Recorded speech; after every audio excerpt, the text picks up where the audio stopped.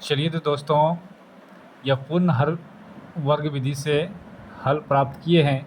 तो सबसे पहले है यहाँ पे लिखा हुआ है 2x² + 6x + 4 = 0। हमने इसको क्या किया कि 2x² + 6x को एक साइड किया और विदाउट x वाले जो डिजिट हैं इनको हम बराबर के दाएं साइड भेज दिए हैं। तो जब दाएं साइड संख्या को भेजते हैं ना, तो वो अगर प्लस में हो तो माइनस में होता है, और माइनस में रहता है तो प्लस में कर देते हैं। इसी तरह से हम यहाँ 4 जो प्लस में है दायां साइड ले गए हैं तो क्या हो गया, माइनस में हो गया। उनके बाद क्या किए, हम सभी संख्या में हम 2 से भाग दे दिए हैं। तो देखिए जितना संख्या लिखा हुआ है ऊपर में 2x² + 6x = -4, तो हम सभी संख्या में क्या किए हैं 2 से भाग कर दिए। भाग करने के बाद हमें क्या हुआ, 2 2 से कैंसिल हो गया, बच गया इसमें x² और इसमें 2 6 जो है, तो 3 से इसको काटे तो 3 दुका को 3 बार पड़े, 6 कट के 3 आ गया संख्या। फिर उसके बाद 4 को हम 2 से काटे हैं तो ये 2 बार में कट गया। फिर संख्या प्राप्त हुआ हमें x² + 3x = -2।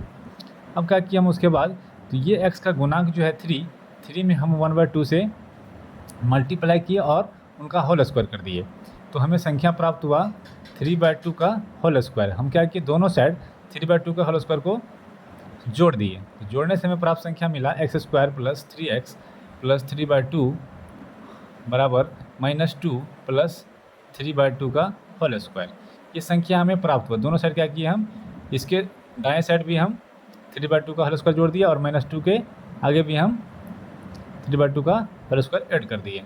तो उसके बाद हमें क्या प्राप्त हुआ, a + b के होल स्क्वायर के फॉर्म में ये संख्या प्राप्त हो गया। तो हम इसको क्या लिखे, x + 3/2 का होल स्क्वायर बराबर, अब -2 है प्लस ये 3 का स्क्वायर करेंगे तो 9 और 2 का स्क्वायर करेंगे तो 4।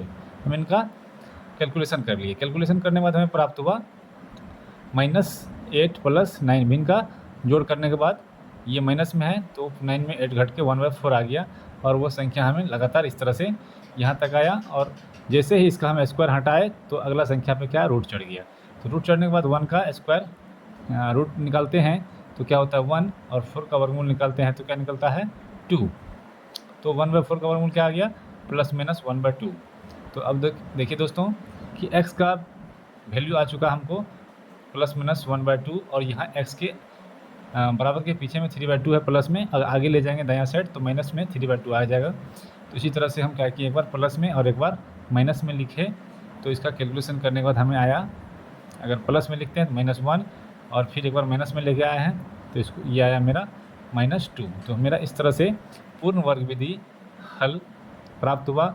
अगर आप लोग को यह सॉल्यूशन अच्छा लगा हो तो एक बार Dhirendra Kumar mathematician official site को ज़रूर सब्सक्राइब करें। तो आप लोग इसी तरह का नया सॉल्यूशन बहुत ही आसान तरीके में प्राप्त होगा, और आप लोग कमेंट के माध्यम से बताएंगे जो दिक्कत आएंगे क्लास 10th के मैथमेटिक्स में। आप लोग एक बार ज़रूर कमेंट के माध्यम से बताएंगे, और मैं उनका सॉल्यूशन बहुत ही ट्रिक के माध्यम से अच्छे तरीक़ा से आप लोग के बीच प्रवेश करेंगे, और आप लोग का पढ़ाई को हम जहाँ तक होगा आसान बनाने का प्रयास करेंगे। चलिए मिलते हैं नेक्स्ट वीडियो में, तब तक के लिए धन्यवाद। जय हिंद।